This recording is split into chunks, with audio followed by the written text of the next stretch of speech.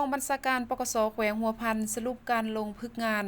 อยู่2ห้องกองบัญชาการปกส.แขวงหัวพัน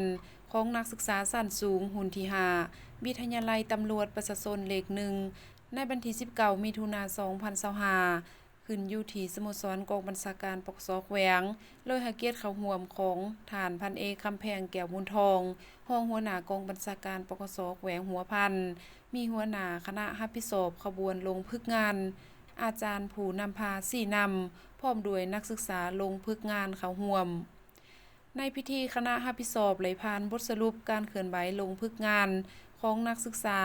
ชั้นสูงหุ่นที่5วิทยาลัยตำรวจประชาชนเด็ก1เป็นเวลา45วันแต่วันที่8พฤษภาคมถึงวันที่21มิถุนายน2025ซึ่งมีนักศึกษาทั้งหมดจำนวน22สหายหญิง6สหายคณะ4นำและอาจารย์นำพาและเอาใจใส่ติดตามกวดกาในการจัดตั้งปฏิบัติการลงพึกงานของนักศึกษาอย่างเป็นปกตินักศึกษาและเอาใจใส่นำเอาบทเรียนที่ไหลหำเรียนมาหมุนใส่เข้าในเวียกงานตัวจริงเฮ็ดให้มีผลสำเร็จหลายล้านผ่านการลงพึกงานตัวจริงระยะ45วันแสดงออกเป็นตนแม่นเข้าร่วมแก้ไขมั่งทำลายคดีทั้งหมด17เรื่องกักผู้ถูกหา295คนยึดของกลางประเภทยาบ้าจำนวน 2,945 เม็ดเฮโรอีน1แถงกับ12กว่าหน่วยยาพิษ1กว่าหน่วยน้ำกระท่อม3ชุดคอลลาเจน8ซองยาสูบไฟฟ้า12อันอาวุธหลาเนื้อประเภทปืนแก๊ป3กระบอกยึดแห่ถาดน้ำหนัก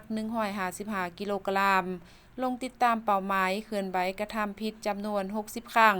เข้าร่วมสืบสวนสอบสวนเอาคำให้การผู้ถูกหาจำนวน40ครั้งป้อนข้อมูลสำโนครัวเข้าระบบคอมพิวเตอร์จำนวน 1,002 ครอบครัวออกแห่งงานรวมทั้งหมดจำนวน45ครั้งป้องกันงานสำคัญต่างๆจำนวน9ครั้งลงกวดกาพาหนะตามเส้นทางหลวงจำนวน52ครั้งกวดกาพบเห็นรถจักรลัดแปลงสภาพเทคนิคจำนวน19คันกวดกาปึ่มสำโนครัวห่างใหญ่ห่างน้อยไหลจำนวน121หัวจากนั้นไหลผ่านเขาตกลงฉบับเลขที่291ทับปกสหพลงวันที่13มิถุนายน2025ว่าด้วยการมอบใบย่องย่อให้แก่บุคคลที่มีผลงานดีเด่นคือมอบให้ครูอาจารย์และนักศึกษาลงพึกงานอยู่ห้องตำรวจและห้องสำโนครัวจำนวน17สหายหญิง3สหายให้เกียรติมอบโดยฐานพันเอกคำแพงแก้วมูลทองรองหัวหน้ากองบัญชาการปกส.แขวงหัวพันตำรวจสืบสวนสอบสวนของตำรวจลาวมีบทบาทเลื่อมใสดังดาวพัฒนาก้าวเติบใหญ่เข้มแข็งภายใต้การนำคณะพักสีนำเบิ่งแยงอุ้มสู้เป็นพลังแห่งสีข้างสองแจ้งอยู่ทุกเวลาสืบสวนสอบหาบรรดาปัจจัยสาเหตุเกิดขึ้นไม่ทั่วประเทศทุกคง